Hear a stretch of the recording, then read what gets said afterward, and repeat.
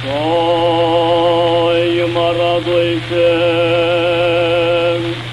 soy verromonismo, nei, uvechi samerori. Shalom and welcome to our channel. Today, Rabbi Kolakowski, affectionately known as the Koblenzer Rebbe, will be sharing a message for Mother's Day, linking this week's Parshat Kedoshim, to the legacy of the archetypical matriarch Rachel and the depths of the Kabbalah. Let's watch.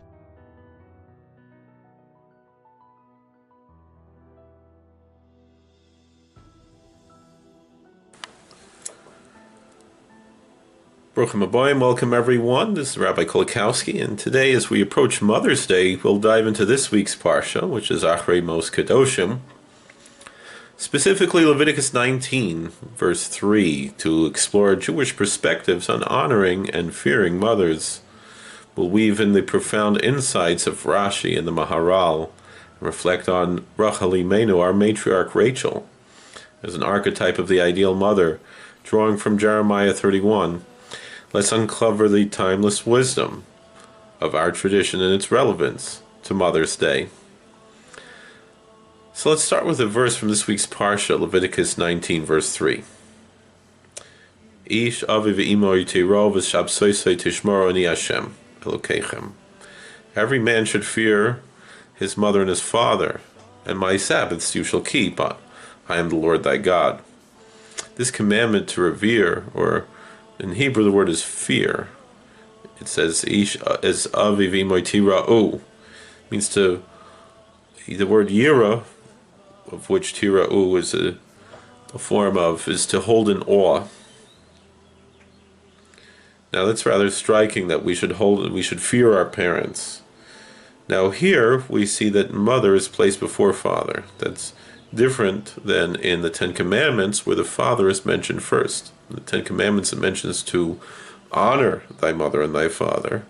And here in Leviticus it says fear thy mother and thy father. So Rashi, of course, the great medieval commentator, explains that the Torah lists mother first because it's natural for a child to feel closer to his or her mother, who often nurtures and comforts the child daily. Yet the Torah still commands reverence, emphasizing that this awe must be intentional, not only emotional. Reverence means recognizing a mother's sacrifices, wisdom, and role as a partner in creation with God. In that sense, we do not contradict a parent, and we treat a parent with the utmost respect. My holy ancestor, the Maharal, in the Goraria, takes us deeper. He notes that the mother is mentioned first because she embodies the emotional and spiritual foundation of the home. The Maharal sees the mother as the one who instills values and faith, connecting to the child to the divine. Honoring her is not just about gratitude, but about acknowledging her as a conduit of holiness. But then the question which the Maharal brings up is that why, again, as Rashi says, the Gur Arya is a super commentary upon Rashi, really. The Maharal explains that it's natural to honor a mother and to fear a father. And so those things which are less natural need more encouragement. It's easier to honor a mother than a father, and it's easier to fear a father than to fear a mother. And so for that reason, we're required to put more diligence into honoring a father and fearing a mother. And that's why when fear is mentioned here in Leviticus, the mother is mentioned first, and when honor is mentioned in Exodus and Deuteronomy and the Ten Commandments, the father is mentioned first. In any event, on Mother's Day, this reminds us to celebrate mothers not only for their love, but for their sacred role in shaping our souls. Now this verse links reverence for parents with keeping the Sabbath. Now the simple meaning of that, as we often understand, is that honoring God comes before honoring parents. And so if a parent would dare to tell a child to violate the Sabbath or any other sin, eat something not kosher and so forth, so then we don't listen to the parent. We're not obligated to honor or fear parents when they tell us to violate God's word. However, there's another connection here. That the connection of reverence for parents connected in the same verse to keeping the Sabbath, and keeping it says, my Sabbaths, God's day, suggests that honoring our mothers, is a spiritual act, akin to honoring God's covenant. It says, we celebrate Mother's Day. Leviticus 19, verse 3 calls us to express gratitude through actions. Why don't you call your mother? Calling, visiting, or simply listening, reflecting the awe we owe to those who gave us life. Now, we find something fascinating in many different religious traditions. There is the sacred matriarch, the Holy Mother. In Christianity, they have Mary, and the various goddesses in various pagan traditions.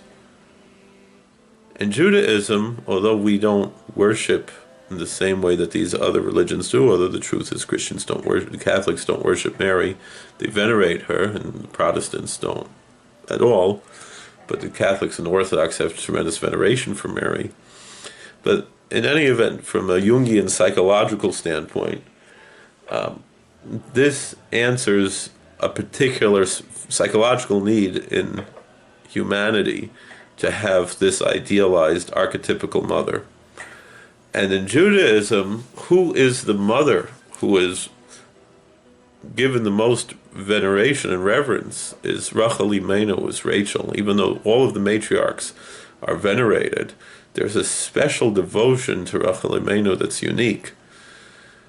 And we, obviously it's not any form of worship as this in pagan forms, and it's not even the Mariology of Catholicism and Orthodox Christianity that is so central to their ideology and practice and theology.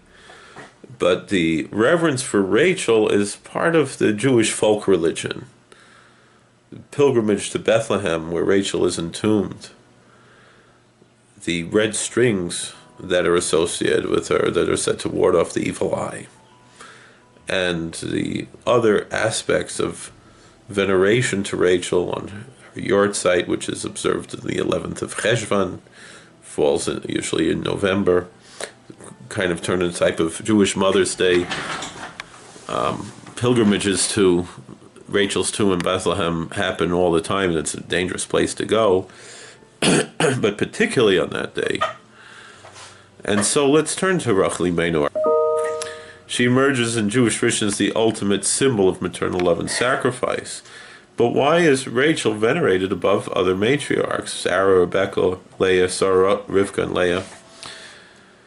So we see that in the book of Jeremiah, chapter 31, verses 15 through 17, that we read on the second day of Rosh Hashanah,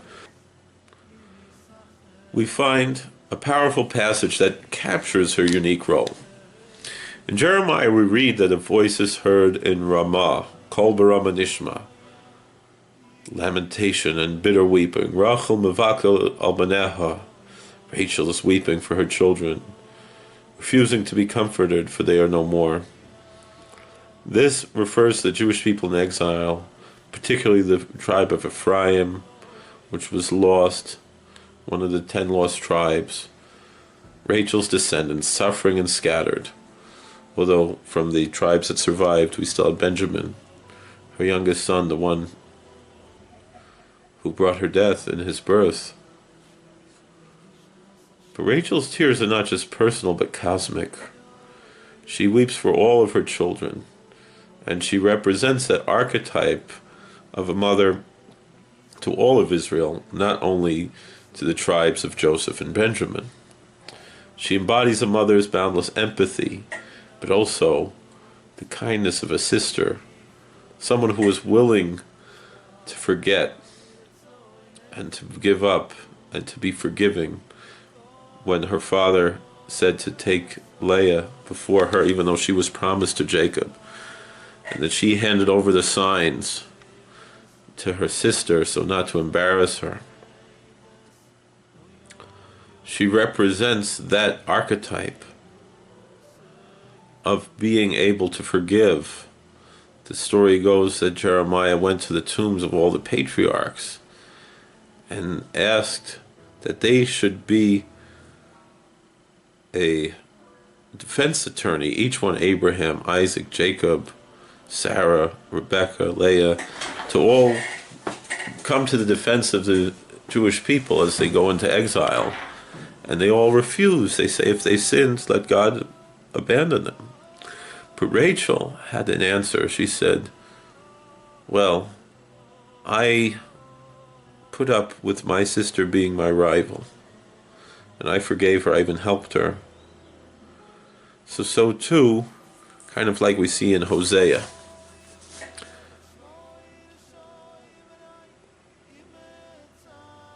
that if, just like with dealing with the idolatry that's mentioned there, and it was I who was giving you your food and drink when you were with your paramours.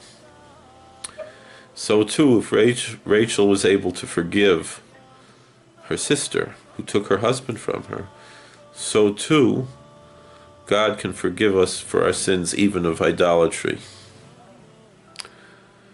And so Jeremiah, when he hears that, the passage continues with hope. Refrain your voice from weeping, for your children shall return to their borders. V'shavu banim legvulam. God promises redemption because of Rachel's prayers, but also because of her ability to be forgiving. And just as she forgives, so too God forgives. Now, Rachel's story in Genesis also shows her longing for children, her pain in waiting, and her ultimate sacrifice. She dies giving birth to Benjamin, cementing her legacy as a mother who gives everything for her children. So unlike the other matriarchs, Rachel's tomb in Bethlehem became a special pilgrimage site, even though the tomb of the patriarchs and matriarchs in Hebron is a famous site for pilgrimage, perhaps more holy than Bethlehem, Rachel's tomb. But there's the iconic view of Rachel's tomb. It's an image that's always used in Jewish art of Kever Rachel, even though it doesn't look like that anymore. But that picture of Rachel's tomb with the dome on top and so forth. And so it's a place where Jews pray for mercy, believing in her intercession that can reach God's throne. Her selflessness and enduring love make her a mythical figure, an archetype worthy of adoration. Of course, not as a deity, but someone who we can have veneration and devotion as a human mother whose compassion mirrors divine care and can teach us lessons about divine mercy. So then the question is, how do we connect these? This week's Parshat, Leviticus 19:3, Jeremiah 31:15 through 17. How do they connect? So Leviticus commands us to revere our mothers, recognizing their roles in our physical and spiritual existence. In Jeremiah, Rachel exemplifies this reverence on a national scale. Her tears and prayers for her children in exile reflect the ultimate maternal devotion, earning her God's promise of redemption. Both texts teach that a mother's love is a reflection of divine love, deserving of awe and gratitude. So on Mother's Day, Rachel Imenu inspires us to honor all mothers, biological, adoptive, those who nurture us in other ways. Even if someone doesn't have children in their own home, but if a woman is a teacher or a nurse, someone who cares for others, as we say, Talmidim Elu Abanim, one's students are one's children. And so even if one doesn't have biological or physical children in the home, but one has spiritual children, someone who is inspired by a parent, by a motherly figure. I work in a prison, and I was always curious how do women work in a men's prison, but then they told us when I came for training and so forth, well, there's a value in having that motherly figure or grandmotherly figure, a matriarchal figure in these settings to teach how to live in the world. So just as Rachel's prayers brought hope, a mother's guidance and sacrifices shapes our future. Leviticus in Parshat Kedoshim calls us to act on this reverence, not just to feel it. It might mean writing a heartfelt note, spending quality time, or those whose mothers are no longer with us, honoring their memory through acts of kindness or charity. For all of us, these texts invite reflection on the mothers in our lives, those who, like Rachel, like Rachel, weep for us, pray for us, and give us hope. Their love is a spark of the divine, and on Mother's Day, it's our chance to say thank you for being my Rachel Imenu. This concept has really a supernal idea. In the Kabbalah, we have these ideas of Abba and Ima, the father and the mother. They represent the Sefirot of Chochmah as the father, wisdom, and Bina, understanding, as the mother. Bina is the heart, says the Psach Rahman Liba Boy, God wants our hearts. So Abba is that initial spark of divine insight, while Ima nurtures and expands it into comprehension. Together, birth and creation's intellectual and emotional framework. And that also teaches us something deeper, because as we see in Parshat Kedoshim, where we learn about holiness through ethical and spiritual commandments, that reflects the Ima, the mother's nurturing role in guiding humanity toward divine connection. That this Parsha, which begins so right after declaring us that and commanding us to be holy, and tells us, it seems that the key to that holiness is fearing one's mother and father. And so that leads us to all the other things in the Parsha, including V'ahavta l'orecha kamocha, to love thy neighbor as thyself. That's that world of Bina, of that empathetic unifying energy that's represented the archetype of Ima, of the supernal mother. And Rachel Imenu embodies that maternal compassion of Ima, of the supernal mother, weeping for exiled children, symbolizing unconditional love. Her selflessness connects to this focus in this week's Parsha on altruistic holiness. True holiness comes from being kind and helpful and charitable. So Mother's Day, celebrating maternal care, aligns with that Kabbalistic concept of Ima and Rachel Imenu in the nurturing essence, honoring mothers as conduits of divine love and wisdom and understanding, and mirroring what we see in the Parsha of the vision of sanctity through compassion. So as we celebrate Mother's Day, let us carry the wisdom of Parshat Kedoshim in Leviticus 19:3 and the whole Parsha, and Rachel Imenu's legacy into our lives. Honor your mother with reverence, gratitude, and action, knowing that her love echoes God's own care. And let's honor all the mothers in our lives in all the different ways that they can express that motherhood. Well, thank you for joining me today. Please like, share, and subscribe, comment, and share your thoughts with me in the comments. How will you honor the mothers in your life this Mother's Day? Tell us in the comments below. Shalom, and may your week be filled with blessing. Have good Shabbos, everyone. Thank you for watching. We hope to see you real soon. All right. How do I turn this thing off? This one? We hope you enjoyed this content. This channel has over 5,000 videos, including Torah commentary, podcasts, footage of Jewish and historical events, and much more. We are sure you will find more videos you will enjoy. Please like, share, subscribe, hit the bell button, and comment. Rabbi Kolakowski often makes videos based on questions in the comment section, so you might have a video made just for you.